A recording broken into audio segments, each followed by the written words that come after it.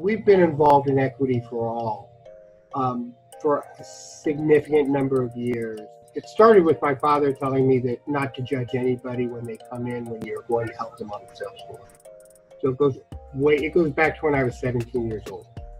With the events especially of 2020 and 2019, it became more apparent that we had to position ourselves as vocal and active allies to the BIPOC community, not just in Indianapolis and Zionsville, but also in the jewelry industry. In terms of being here in Zionsville, we've been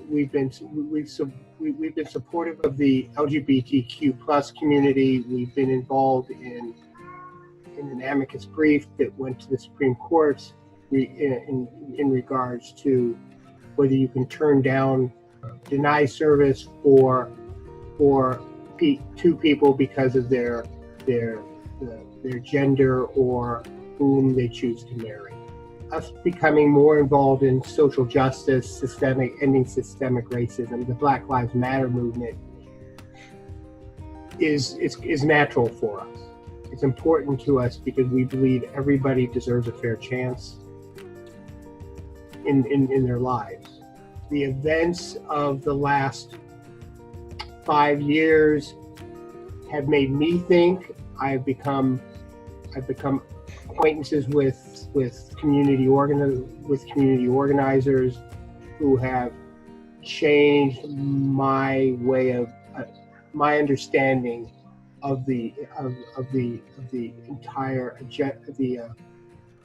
what Black Lives Matter means and what they stand for.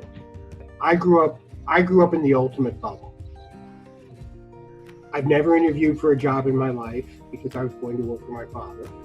I went to a private school from 6th grade through graduation.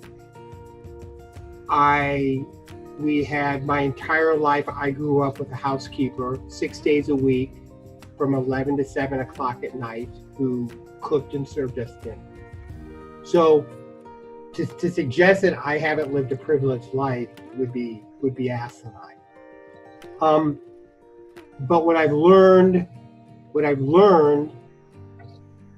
through my contact with other individuals is that I've learned more about the concept of redlining. I've learned more about the concept of financial institutions not loaning money to BIPOC entrepreneurs or BIPOC businesses for that matter.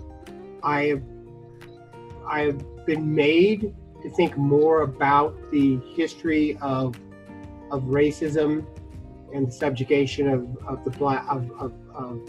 Black individuals in the United States. I've related it to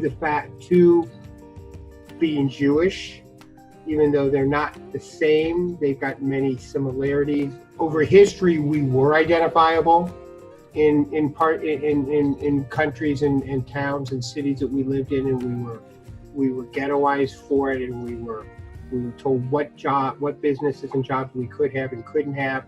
So I see similarities, and I feel that as being Jewish is part of something I have to do. I've learned,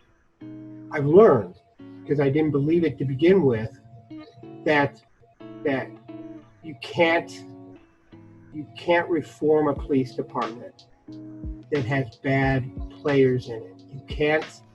You can't have a police department that has where the union, the police representation, the union representation is never going to do anything but stand up for the officer, no matter what the officer has done. So I've come to understand that while defunding the police is a horrible way to say it, police departments have to be, in a sense, cleansed, like you would clean the dirty water from a vase. You have to dump the water out. You can't pick away the dirt in the water. You've got to dump the water out and pour new clean water in. the way we have to end systemic racism in many instances may be to cleanse it and begin again. You got to do what you feel is right, and you've got to